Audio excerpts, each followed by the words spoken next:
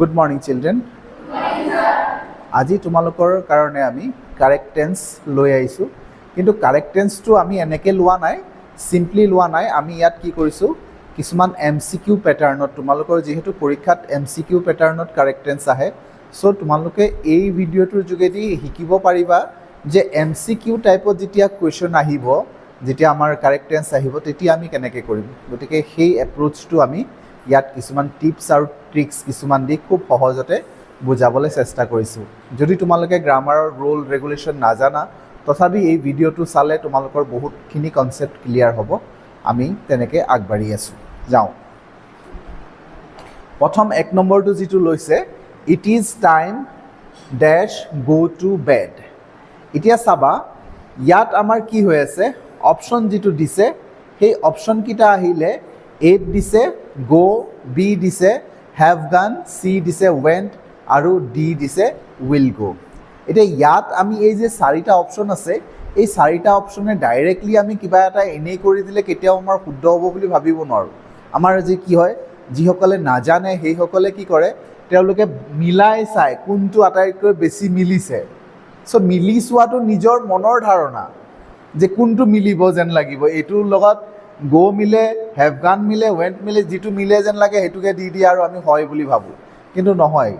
Correct টেন্সত আমি কিছুমান rule আছে, সেই ৰুলখিনি জানিব লাগিব।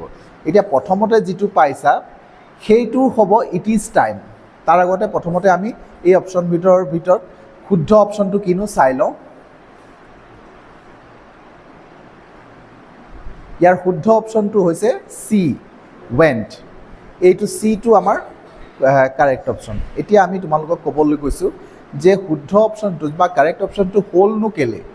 এতিয়া অলৰেডি মই আগত এটা ভিডিঅ' বনাইছিলোঁ কাৰেক্ট টেন্সৰ ওপৰত, তাতো আমি এই ধৰণৰ টেন্সটো আলোচনা কৰিছিলোঁ। ইয়াত হয় কি, এই বস্তুটো, এই ফ্ৰেজটো লক্ষণীয়। তাৰমানে কাৰেক্ট টেন্সত সদায় এটা বস্তু থাকে, টেন্সটোৰ মাজত কিবা এটা শব্দ এটা থাকিব, নতুবা এটা ফ্ৰেজ থাকিব। সেই ফ্ৰেজ বা পাৰ্টিকুলাৰ ৱৰ্ডৰ পৰা গম পোৱা যায় যে কি হ'ব। তোমালোকক আগৰ ভিডিঅ'টোত কৈছিলোঁ, যদি ইট ইজ টাইম থাকে তেতিয়াহ'লে যিটো ভাৰ্ব থাকিব সেই ভাৰ্বৰ ছেকেণ্ড ফৰ্মটো আহে। গ' আছে তো গ'ৰ পাষ্ট ফৰ্ম ৱেণ্ট হ'ব। ডু থাকিলে ডুৰ পাষ্ট ফৰ্ম ডিড হ'ব। তাৰপিছত কেন থাকিলে কেনৰ পাষ্ট ফৰ্ম উড হ'ব। চ' যিটোৱে থাকিব তাৰ পাষ্ট ফৰ্মটো লিখি দিলে হৈ যায়। গতিকে আজিৰ এই ভিডিঅ'টোৰ যোগেদি তোমালোকে অন্ততঃ এইটো মুখস্থ কৰি লোৱা আৰু কেতিয়াও যাতে পাহৰি নাযোৱা যে ইট ইজ টাইম যদি থাকে, ব্ৰেকেটৰ ভিতৰত যিয়ে নাথাকক তাক আমি পাষ্ট ফৰ্ম কৰি দিলে হ'ল। ইয়াত কোনো অপশ্যন বেলেগ একো নাথাকে, এইটোৱে কাৰেক্ট। এটাই মানে নিয়ম, এইটোৱে নিয়ম। ইয়াত আকৌ বেলেগ কিবা এইটো হ'লে সেইটো, এইটো হ'লে সেইটো, তেনেকুৱা একো নাথাকে। জাষ্ট ইট ইজ টাইম আছে, চ' পাষ্ট ফৰ্মৰ টেন্সটো, ভাৰ্বটো পাষ্ট ফৰ্মৰ হৈ যাব। গতিকে সেইটোকে ক'লোঁ। তাৰপিছত আমি দ্বিতীয়টোলৈ আগবাঢ়িছোঁ। দ্বিতীয়টোত কৈছে হি এৰাইভ হিয়াৰ নেক্সট মান্থ। তোমালোকে চাবা, ইয়াত এনেকৈও কেতিয়াবা দিয়া থাকে। আমাৰ ইয়াত খালী ঠাইটো দিয়া নাথাকিব পাৰে, কিছুমানে খালী ঠাই দিয়ে, কিছুমানে এই যিটো ভাৰ্ব আছে এই ভাৰ্বটো হয়তো কেতিয়াবা বাক্যটো শেষ হোৱাৰ পিছত দিব পাৰে, মাজত খালী ঠাই দিব পাৰে। যেনেকৈ নিদিয়ক, কাৰেক্ট টেন্সটো হৈছে কাৰেক্ট টেন্স য'ত নেকি আমি এই ভাৰ্বটোক শুদ্ধ ৰূপত ব্যৱহাৰ কৰিব লাগে। গতিকে ইয়াত আমাৰ অপশ্যনবোৰ দিয়া আছে, A arrives, B will arrive, C arrived, আৰু ডি টু হেজ এৰাইভড। শুদ্ধ উত্তৰটো প্ৰথমতে চাই লওঁ আহা। শুদ্ধ উত্তৰটো হ'ব বি টু উইল এৰাইভ। গতিকে ইয়াত আকৌ এইটো উইল এৰাইভনো কেলে হ'ল সেই কথাটো আমি কৈ দিছোঁ। ইয়াতো চাবা, ইয়াত যিটো আমাৰ কি ৱৰ্ড, যিটো মই যে কৈছিলোঁ এটা টেন্সত এটা ফ্ৰেজ বা এটা ৱৰ্ড থাকে যিটোৱে আমাক কৈ দিয়ে সেইটো কি হ'ব বুলি। ইয়াত সেই কৈ দিয়া শব্দটো হৈছে নেক্সট মান্থ, অহা মাহ। নেক্সট মান্থ, লাষ্ট মান্থ আৰু নেক্সট মান্থ, মানে অহা মাহত। মানে এতিয়া ধৰা আমি যদি এতিয়া আগষ্ট হওঁ তেতিয়া ছেপ্টেম্বৰৰ কথা কওঁ। অহা মাহ, যিটো মাহ আহিব তাৰমানে সেইটো মাহৰ কথা কৈছে। গতিকে যিটো আহিব সেইটো ফিউচাৰ, যিটো আহি গ'ল, যিটো গুচি গ'ল, লাষ্ট মান্থ বুলি ক'লে সেইটো পাষ্ট, অহা মাহ বুলি ক'লে ফিউচাৰ। গতিকে আমাৰ এইটো ফিউচাৰত হ'ব, চিম্পল ফিউচাৰত হ'ব। সেইকাৰণে ফিউচাৰত থকা ইয়াত গোটেইখিনিৰ ভিতৰত ফিউচাৰত থকা কোনটো আছে, একমাত্ৰ এইটো আছে। ফিউচাৰত থাকে বুলি ক'লে শ্বেল উইল থাকিবই। মনত ৰাখিবা যে ফিউচাৰত আছে বুলি যদি কয় তেতিয়াহ'লে শ্বেল বা উইল কিবা এটা থাকিবই। গতিকে ফিউচাৰত আমাৰ আছে, উইল আছে, গতিকে এইটোৱে হ'ব। ইজিলি আনচাৰটো আমি উলিয়াই ল'ব পাৰোঁ। গতিকে তেনেকৈ আমি এপ্ৰ'চ কৰোঁ আৰু সেইমতে তোমালোকে শিকিব পাৰিবা। আগবাঢ়িছোঁ। 3 নম্বৰটো কৈছে he talks as if he know' everything. ইয়াত আমাৰ অপশ্যনবোৰ দিয়া আছে। A নম্বৰ দিয়া আছে ন'জ, B নম্বৰ নিউ, C নম্বৰ হেড ন'ন, Dটো দিয়া আছে হেজ ন'ন। এতিয়া শুদ্ধ যিটো কাৰেক্ট অপশ্যন সেইটো কি হ'ব চাই লওঁ আহা। সেইটো হ'ব নিউ। বিটো আমাৰ ইয়াত কাৰেক্ট অপশ্যন। এতিয়া বিটো কেলে কাৰেক্ট অপশ্যন হ'ল সেইটো কথা যদি তোমালোকে শিকিব পাৰা তেতিয়াহ'লে এনেকুৱা ধৰণৰ গোটেইখিনি কৰিব পাৰিবা। ইয়াতো সেইটো কিৱৰ্ড মই বিচাৰিম। মই যিহেতু মই নিজেও যে কৰি আছোঁ, মই সেই কিৱৰ্ডটো চিনি পাওঁ কাৰণে সেইটো কৰিব পাৰোঁ। সেইটো হৈছে এজ ইফ। As if. এতিয়া তোমালোকে গোটেই বাক্যটো বুজি নোপোৱা, নাজানা কি কৈছে, একো নালাগে। বাছ তুমি ইমানে জানা যে এজ ইফ আছে। এজ ইফ এইটো বাক্যৰ মাজত সোমাই আছে। গতিকে এজ ইফ থাকিলে সেইটো পাষ্ট হৈ যায় চিম্পলি। যিটো ভাৰ্ব থাকিব সেইটো পাষ্ট হৈ যায়। যেনেকৈ 1 নম্বৰটোত আমি আলোচনা কৰিছিলোঁ যে it is time. It is time থাকিলে ভাৰ্বটো ফাৰ্ষ্ট ফৰ্ম হয়। ঠিক তেনেকৈ এজ ইফ যদি পোৱা, গোটেই বাক্যটোত তুমি একো বুজি পোৱা নাই কিন্তু পঢ়ি চাইছা এজ ইফ এই শব্দ দুটা একেলগে লাগি আছে। তো এজ ইফ একেলগে এটাৰ পিছত এটা আছে। তেনেকৈ যদি আছে তেতিয়াহ'লে গম পাই যাবা যে এইটো পাষ্ট ফৰ্মত হ'ব। ঠিক ইট ইজ টাইমটোও পাষ্ট ফৰ্মত হ'ব, এইটোও পাষ্ট ফৰ্ম হ'ব। গতিকে পাষ্ট ফৰ্মত কোনটো আছেনো? এইটোতো এছ লাগি আছে, এইটোও নহয়, এইটোও নহয়, এইটো পাষ্ট ফৰ্ম। ন'ৰ পাষ্ট ফৰ্মটো হৈছে নিউ। চিম্পলি আমি গম পালোৱে এজ ইফ লাগি থাকিলে পাষ্ট ফৰ্মত কৰিলে আমাৰ হৈ যায়। গতিকে ন'ৰ পাষ্ট নিউ কৰিলে হৈ যাব। গতিকে এনেকৈ যদি আমি শিকোঁ তেতিয়াহ'লে কি হ'ব, আমাৰ গোটেই কিমান ফৰ্মুলা আছে, কিমান নিয়ম আছে, নিয়ম চিয়ম একো নাজানিও ডাইৰেক্টলি আমি কৰিব পাৰিম। আগবাঢ়িছোঁ। 4 নম্বৰটো কৈছে দিছ journal appear once a week. ইয়াত আকৌ অপশ্যনবোৰ দিছে এপিয়াৰ্ছ, এপিয়াৰ্ড, C নম্বৰটো দিছে উইল এপিয়াৰ আৰু D নম্বৰ দিছে এপিয়াৰ্ড। ইয়াত অৱশ্যে এটা কথা হৈ আছে, দুটা অপশ্যন ছেইম আহিলে, B আৰু D দুটা অপশ্যন ছেইম আহিলে, সেইটো পিছে পৰীক্ষা হলত তোমালোকে তেনেকুৱা এক্সপেক্টেশ্যন নাৰাখিবা। সেইটো মই কৰোঁতে হয়তো প্ৰিণ্ট আউটত কৰোঁতে কোনোবা এটা একেটাকে দুবাৰ ইউজ কৰা হ'ল, যি কি নহওক। কিন্তু ইয়াতে আমাৰ কাৰেক্ট অপশ্যনটো ইয়াতে লুকাই আছে। তিনিটা অপশ্যন হ'ল, কিন্তু তিনিটাৰ ভিতৰতে তোমালোকৰ কাৰেক্ট অপশ্যনটো লুকাই আছে। চাওঁচোন কি অপশ্যন হয়। সেইটো হৈছে এইটো এপিয়াৰ্ছ। এইটো এপিয়াৰ্ছ। গতিকে এতিয়া আমি এইটো গম পালোঁ যে ইয়াৰ উত্তৰ এ এপিয়াৰ্ছ হ'ব। গতিকে এইটো যে এপিয়াৰ্ছ হ'ব সেইটোনো কেনেকৈ হ'ব? আকৌ আমি ঠিক তেনেকৈ ইয়াৰ যিটো মই যে কৈছিলোঁ এটা কি ৱৰ্ড বা কি ফ্ৰেজ আছে, সেই ফ্ৰেজটো হৈছে once a week. Once a week, সপ্তাহত এবাৰ। যিখিনি ঘটনা এটা অন্তৰালৰ মূৰে মূৰে ঘটি থাকে, মানে এটা নিৰ্দিষ্ট অন্তৰালত ঘটি থাকে যিবোৰ ঘটনা, যেনেবা তেওঁ সদায় ৰাতিপুৱা দোকানখন খোলে, মই সদায় ৰাতিপুৱা স্কুল যাওঁ, তাৰপিছত ট্ৰেইনখন সদায় সন্ধিয়া 8 বাজে ইয়াত আহি পায়, তাৰপিছত আমি যেনিবা ক'লোঁ তেওঁ বছৰেকত এবাৰ দিল্লী যায়, মোৰ দেউতাই ৰাতি ঘূৰি আহে। গতিকে এটা ইণ্টাৰভেলৰ মাজত ঘটি থাকে ঘটনাবোৰ। যেতিয়া নিৰ্দিষ্ট এটা ইণ্টাৰভেলৰ মাজে মাজে সেই ঘটনাটো পুনৰাবৃত্তি হৈ থাকে তেতিয়াহ'লে সেইটো চিম্পল প্ৰেজেণ্ট টেন্সত লিখা হয়। কথাটো বুজিছানে? তাৰমানে ওৱান্স এ উইক, তাৰমানে সপ্তাহত এবাৰ ঘটনা এটা সপ্তাহত এবাৰ ঘটি থাকে। মানে দেওবাৰটো সপ্তাহত এবাৰ সদায় আহে, প্ৰত্যেক সপ্তাহৰ মূৰত এবাৰ দেওবাৰ আহিবই। গতিকে সেইটো এটা সদায় ঘটি থকা ঘটনা, যিটো ঘটনা সদায় এটা সময়ত ঘটি থাকে। যে তেনেকুৱা হ'লে সেইটো আকৌ চিম্পল প্ৰেজেণ্ট টেন্সত আহে। চিম্পল প্ৰেজেণ্ট টেন্স বুলি ক'লে তাত কি আহে, দুটাই অপশ্যন আছে, হয়তো ভাৰ্বটো যিটো আছে সেইটো ছেইম থাকিব, নতুবা এছ লাগি থাকিব। গতিকে আমাৰ অপশ্যন এই দুটাই আছে, হয়তো ছেইম থাকিব যেনেকৈ আছে তেনেকেই থাকিব, নহ'লে এছ লাগি থাকিব। ইয়াত আমি চাব লাগিব এইটো থাৰ্ড পাৰ্চন ছিংগুলাৰ নাম্বাৰ হ'লে ইয়াৰ লগত এছ লাগি থাকিব। থাৰ্ড পাৰ্চন ছিংগুলাৰ নাম্বাৰ হ'লেতো মই তোমালোকক কৈছিলোঁ যে আই আৰু ইউ এই দুটা শব্দ চাবা, আই আৰু ইউৰ বাহিৰে যিমানে এটা বুজোৱা শব্দ আছে সেইবোৰ থাৰ্ড পাৰ্চন ছিংগুলাৰ নাম্বাৰ হয়। গতিকে দিছ জাৰ্নেল এইটো এটা third person singular number. Journal মানে এটা মেগাজিন এটা কোৱা হয় জাৰ্নেল বুলি, যিটো নেকি মেগাজিন থাকে সেইবোৰকে জাৰ্নেল বুলি কয়। এই জাৰ্নেলটো তাৰমানে সপ্তাহত এবাৰ প্ৰকাশিত হয়, সেইটো বুজাইছে। গতিকে ইয়াত সেই কথাটোৰ কাৰণে আমাক হয়তো ছেম থাকিব নতুবা এছ লাগি থাকিব। ইয়াত আমি ছেম থকাটো অপশ্যন নায়েই, ইয়াত আমাৰ অকল এছ লাগি থকা অপশ্যনটোৱে আছে, গতিকে সেইটোৱে হ'ব। ইয়াত আমি বেলেগকৈ চাব নালাগে। খালি তোমালোকে এটা কথা জানিব লাগিব যে ইয়াত এটা নতুন এটা নিয়ম শিকিছোঁ, সেইটো হৈছে যিটো ঘটনা ৰিপিট হৈ থাকে, পুনৰাবৃত্তি হৈ থাকে, ৰিপিট হৈ থাকে, মানে ঘটনাটো ৰিপিট হৈ থাকিব। মই স্কুল যাওঁ, আজি যাওঁ, কালিও যাওঁ, সদায় যাওঁ, তেনেকুৱা ধৰণৰ হয়। যিটো ৰিপিট হৈ থকা ঘটনা সেইবোৰ হ'লে ভাৰ্বৰ লগত এছ লাগিব বা তাৰ যিটো ভাৰ্ব আছে সেইটো যেনেকৈ আছে তেনেকৈয়ে থাকিব। গতিকে ইয়াৰ উত্তৰটো এ এপিয়াৰ্ছ হ'ব। আগবাঢ়িছোঁ। 5 নম্বৰটো কৈছে air and water necessary for life.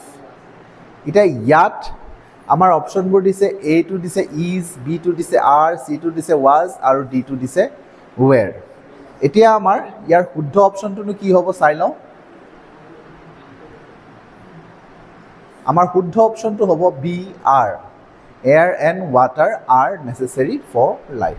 এতিয়া ইয়াত এইটোনো কেনেকৈ জানিম?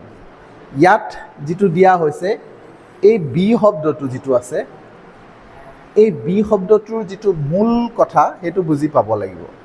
বি শব্দটো এটা সৰু শব্দ, ই কিন্তু কেইবাটাও শব্দৰ লগ লাগি এটা শব্দ হয়। কথাটো তোমালোকে বুজি পাবলৈ অলপ জটিল হ'ব পাৰে, এইটো অলপ ব্যাখ্যা কৰিবলগীয়া কথা। কিন্তু বি শব্দটো প্ৰেজেণ্ট টেন্সত বি মানে এমিজাৰ, প্ৰেজেণ্ট টেন্সত বি মানে এমিজাৰ, আৰু পাষ্ট টেন্সত বি মানে ৱাজ ৱেৰ, আৰু ফিউচাৰ টেন্সত বি মানে উইল বা শ্বেল। গতিকে তেনেকুৱা তাৰমানে সহজতে বুজি ল'বলৈ এনেকৈ বুজি ল'বা। বি শব্দটো ব্ৰেকেটৰ ভিতৰত থাকে, তাৰমানে সি এমিজাৰৰ পৰা কিবা এটা হ'ব পাৰে, ৱাজ ৱেৰো হ'ব পাৰে আৰু শ্বেল উইলো হ'ব পাৰে। চ' প্ৰথম কথা আমাৰ আহিব টেন্সটো বুজি ল'ব লাগিব, যে প্ৰেজেণ্ট টেন্স হৈ আছে নে পাষ্ট টেন্স হৈ আছে নে ফিউচাৰ টেন্স হৈ আছে। ইয়াত কৈছে এয়াৰ মানে বায়ু, পানী, এই দুটা বস্তু নেচেচেৰী ফৰ লাইফ, জীৱনৰ কাৰণে প্ৰয়োজন। সেইটো সদায় প্ৰয়োজন, তাক আকৌ পাষ্ট টেন্স কৰিব নোৱাৰোঁ, আৰু ফিউচাৰো কৰিব নোৱাৰোঁ, সেইটো সদায় প্ৰয়োজন। যিটো বস্তু সদায় প্ৰয়োজন, সদায় লাগি থকা, সেইটো হ'লেও প্ৰেজেণ্ট টেন্সতে আহিব। গতিকে পানী আৰু বায়ু সদায় প্ৰয়োজন আমাৰ হয়, গতিকে সেইটো আমাৰ প্ৰেজেণ্ট টেন্সত লাগিব। এইটো আৰু মানে এটা এনেকুৱা ধৰণৰ ক'ব পাৰোঁ, এইটো মানে শাশ্বত যিটো ইউনিভাৰ্চেল ট্ৰুথ, চিৰন্তন সত্য বাক্য বুলিও ক'ব পাৰোঁ। গতিকে সেই ক্ষেত্ৰত প্ৰেজেণ্ট টেন্সত আহি গ'ল। গতিকে আমাৰ এই দুটা অপশ্যন কাট খাই গ'ল প্ৰেজেণ্ট টেন্সত আহিলে। গতিকে শ্বেল উইল সেইবোৰ নহ'ব বা ৱাজ ৱেৰ নহ'ব, এইবোৰ অপশ্যন আমাৰ কাট খাই গ'ল। থাকিলে প্ৰেজেণ্ট টেন্সত ইজো হ'ব পাৰে আৰু হ'ব পাৰে। ইজ হ'ব যদি এটা খোৱাহেঁতেন, আৰ হ'ব যদি এটাতকৈ বেছি। ইয়াততো অকল এয়াৰ বুলি কোৱাহেঁতেন এয়াৰ ইজ আহিলেহেঁতেন, বা ৱাটাৰ যদি অকল থাকিলেহেঁতেন তেতিয়া ৱাটাৰ ইজ বুলি ক'লেহেঁতেন, কিন্তু ইয়াত দুয়োটাকে কৈছে। চ' দুয়োটা হ'লে বহু বচন হ'ব, বহু বচন হ'লে আৰ হ'ব, সেইকাৰণে ইয়াত বি আৰটো ইয়াত শুদ্ধ অপশ্যন হ'ব। চ' সেইটো আমাৰ বি অপশ্যনটো কাৰেক্ট অপশ্যন। আগবাঢ়িছোঁ। 6 নম্বৰ কৈছে don't disturb him, he work for life. এতিয়া কি হৈছে, ড'ণ্ট ডিষ্টাৰ্ব হিম, হা। এতিয়া চাবা ইয়াত শুদ্ধ উত্তৰটো অপশ্যনখিনি দিছে is working, was working, has worked বা ৱৰ্কড, তেনেকৈ 4টা অপশ্যন দিছে। শুদ্ধ অপশ্যনটো আগতে চাই লওঁ কি হ'ব। শুদ্ধ উত্তৰটো হ'ব ইজ ৱৰ্কিং। চ' আমাৰ এইটো হৈছে ইয়াত কাৰেক্ট অপশ্যন। এতিয়া এইটো কাৰেক্ট অপশ্যনটো এইটোনো কেলৈ হ'ল, বাকীখিনি নহ'লনো কেলৈ? এতিয়া চাবা ইয়াত আমাক যিটো অপশ্যন আছে, যিটো মানে কিৱৰ্ড আছে, সেই কিৱৰ্ডটো কি পাইছোঁ? ইয়াত আমি পাইছোঁ ড'ণ্ট ডিষ্টাৰ্ব হিম, তেখেতক ডিষ্টাৰ্ব নকৰিবা। এই কথাটো যে কৈছে তেখেতক ডিষ্টাৰ্ব নকৰিবা, ডেট মিনছ তেখেতে কিবা এটা কৰি আছে, হয়তো শুই আছে, হয়তো লিখি আছে, হয়তো পঢ়ি আছে, হয়তো গান গাই আছে, হয়তো পঢ়াই আছে, মানে যিকোনো কাম কৰি আছে, মানে চলি থকা বুজিব লাগিব। তেতিয়াহে কোৱা হয় তেখেতক ডিষ্টাৰ্ব নকৰিবা।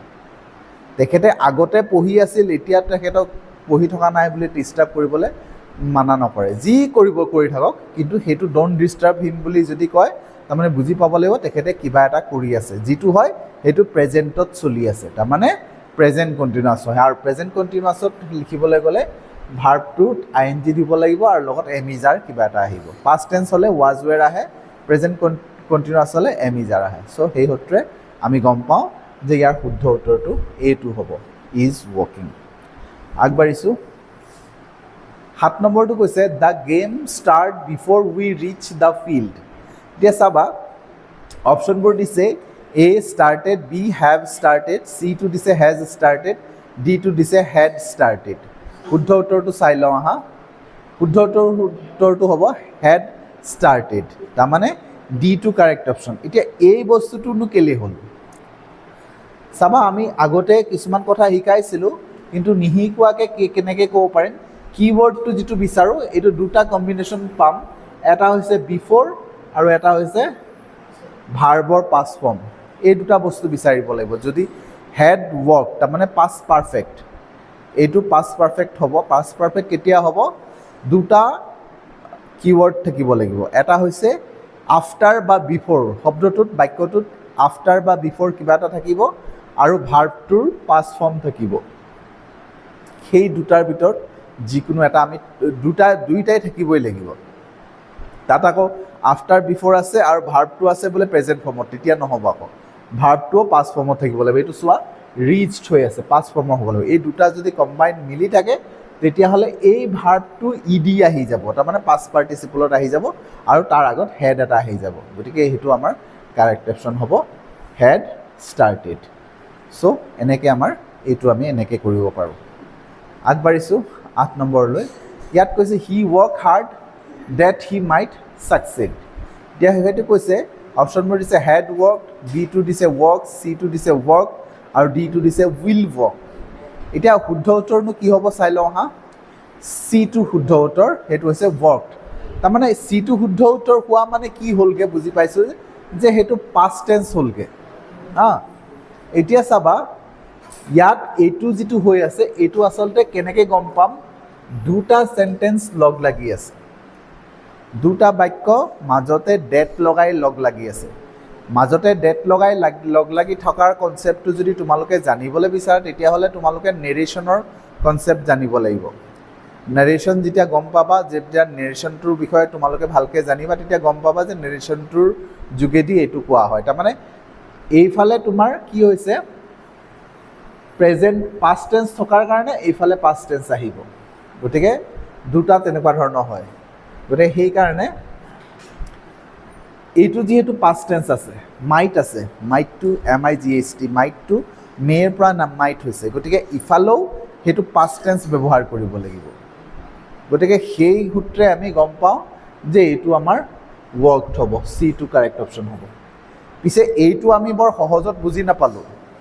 গোটেইখিনি বস্তু খুব এটা সহজত বুজি পোৱা, কিছুমান বস্তু জটিলো থাকে। এইটো আমি নেৰেশ্যন যদি জানো তেতিয়াহে আমি সহজত বুজি ল'ব পাৰিম। তোমালোকে ক'ব পাৰা যে সহজত এইটো কথা বুজি নাপালোঁ হয় কথাটো। ইয়াত এটাই কনচেপ্ট তোমালোকক ক'ব পাৰোঁ যে এইটো এইফালৰটো চাবা, এইটো পাষ্ট টেন্স আছে, চ' ই নেৰেশ্যন ফৰ্মত আছে, ডেট লাগি আছে, চ' ইও পাষ্ট টেন্সতে হ'ব। সাধাৰণতে তেনেকুৱা হয়, সেই ক্ষেত্ৰে আমি ক'ব পাৰোঁ এইটো। নহ'লে তোমালোকে নেৰেশ্যন যেতিয়া শিকিবা তেতিয়া ভালকৈ বুজি পাবা। আগবাঢ়িছোঁ 9 নম্বৰটোলৈ গৈছোঁ। 9 নম্বৰটোত কৈছে I go before my father went।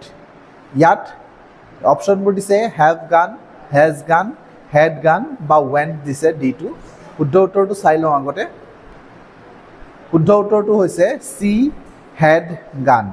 তাৰমানে এইটোও আমি সেই অলপ আগত কৰাটোৰ দৰেই হৈছেগৈ, যিটো নেকি হেড লগাই পেলাই ভাৰ্বটো PP ফৰ্মাইছে। তাৰমানে এইটোও আমাৰ হেৰি হ'লগৈ, পাষ্ট পাৰফেক্ট হ'ল। অলপ আগতে যিটো কৈছিলোঁ মই, তোমালোকে চাবা যে বিফ'ৰ শব্দটো আছে, কিৱৰ্ডটো হৈছে বিফ'ৰ, আফটাৰ কিবা এটা থাকিব আৰু পাষ্ট টেন্সৰ ভাৰ্ব এটা থাকিব। সেই দুটা কম্বিনেশ্যন যদি মিলে তেতিয়াহ'লে সেইটো ভাৰ্বটো যিটো আছে সেইটো PP ফৰ্মত আহি যাব। পাষ্ট পাৰ্টিচিপল, গ' ৱেণ্ট গান, পাষ্ট পাৰ্টিচিপল আহিব আৰু তাৰ লগত হেড আহিব। তাৰমানে এইটো পাষ্ট পাৰফেক্টত হয়। এই কম্বিনেশ্যন দুটা আমি আগতো কৈছিলোঁ কথাটো কেনেকৈ হয়।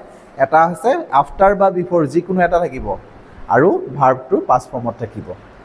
তো সেইকাৰণে আমাৰ এইটো চিটো কাৰেক্ট অপশ্যন হৈছে। আগবাঢ়িছোঁ। আজিৰ আমাৰ এই 10টা আছে। আজিৰ ভিডিঅ'টোৰ এইটো লাষ্ট কুৱেশ্যন। ইয়াত নাম্বাৰটো দিয়া নহ'লগৈ।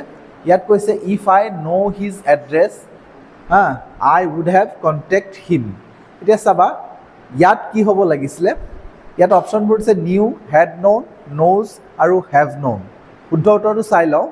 শুদ্ধ উত্তৰটো হ'ব হেড ন'ন। এইটোও আমাৰ পাষ্ট পাৰফেক্টতে আহিলে। এতিয়া চাবা ইয়াত আমাৰ কৰিবলগীয়া কিটো থাকিলে। ইয়াত আমাৰ এটা কথা লক্ষ্য ৰাখিব, কুৱেশ্যনটোত ইয়াত আই আহিব দেই। I would have contacted, if I had. এতিয়া চাবা ইফ লগোৱা পাব লাগিব আৰু এইফালে উড হেভ কণ্টেক্টেড, তাৰমানে উড হেভ থাকিব আৰু এইটো পাষ্ট পাৰ্টিচিপল থাকিব। তাৰমানে উড হেভ থাকিব আৰু এইটো ভাৰ্বটো পাষ্ট পাৰফেক্টত থাকিব। সেইটো কণ্ডিশ্যনেল টেন্সৰ পেটাৰ্ণ হয়। হয়তো এইটো এইফালে তেতিয়া এইটো পাষ্ট পাৰফেক্ট থাকিব। তোমালোকে দুটা বস্তু মনত ৰাখিবা। একফালে যদি এই পাষ্ট পাৰফেক্ট থাকে তেতিয়াহ'লে এইটো উড হেভ হ'ব আৰু ভাৰ্বটো ইডি লাগি থাকিব, আৰু যদি এইটো দিয়া নাথাকে তেতিয়াহ'লে এইটো পাষ্ট পাৰফেক্টত হ'ব। গতিকে তেনেকৈ এইটো কৰা হয়। এইটো আমি আগৰ ভিডিঅ' এটাতো আলোচনা কৰিছিলোঁ। গতিকে শুদ্ধ উত্তৰ হ'ব হেড ন'ন। অৱশ্যে এইটো বিষয়ত কণ্ডিশ্যনেল টেন্সৰ বিষয়ে আমি এটা পাঠ পঢ়িম। কণ্ডিশ্যনেল টেন্সটো খুব জটিল নহয়। এটা স্পেচিয়েলি আমি কণ্ডিশ্যনেল টেন্সৰ ওপৰত আলোচনা কৰিম। খুব সহজতে শিকিব পাৰিবা। 3 ধৰণৰ বিশেষ কণ্ডিশ্যনেল আছে। তাৰ ভিতৰত এইটো 3rd নাম্বাৰটো পৰিব। আৰু ইয়াত পেটাৰ্ণটোহে মনত ৰখাটো তোমালোকৰ দৰকাৰ, যে এটা পাষ্ট পাৰফেক্টৰ হ'ব আৰু এটা এই পেটাৰ্ণত আহিব, য'ত নেকি উড হেভ থাকিব আৰু লগতে ভাৰ্বৰ পিপি ফৰ্ম মানে 3rd ফৰ্ম থাকিব। সেই দুটা কম্বাইন। কেতিয়াবা এইটো নিদিয়াকৈ থাকে, সিটো দিয়ে, কেতিয়াবা এইটো দিয়ে, ভাইচ ভাৰ্চা হয়। গতিকে আমাৰ এইখিনিয়ে আছিলে আজিলৈ কুৱেশ্যন যিখিনি দিবলগীয়া। পিছৰ ভিডিঅ'টোত আমি আৰু কথাবোৰ আলোচনা কৰিম। চ' ভিডিঅ'টো চাই থকাৰ বাবে ধন্যবাদ। আজিলৈ আমি ইয়াতে সামৰিছোঁ। থেংক ইউ ফৰ ৱাচিং।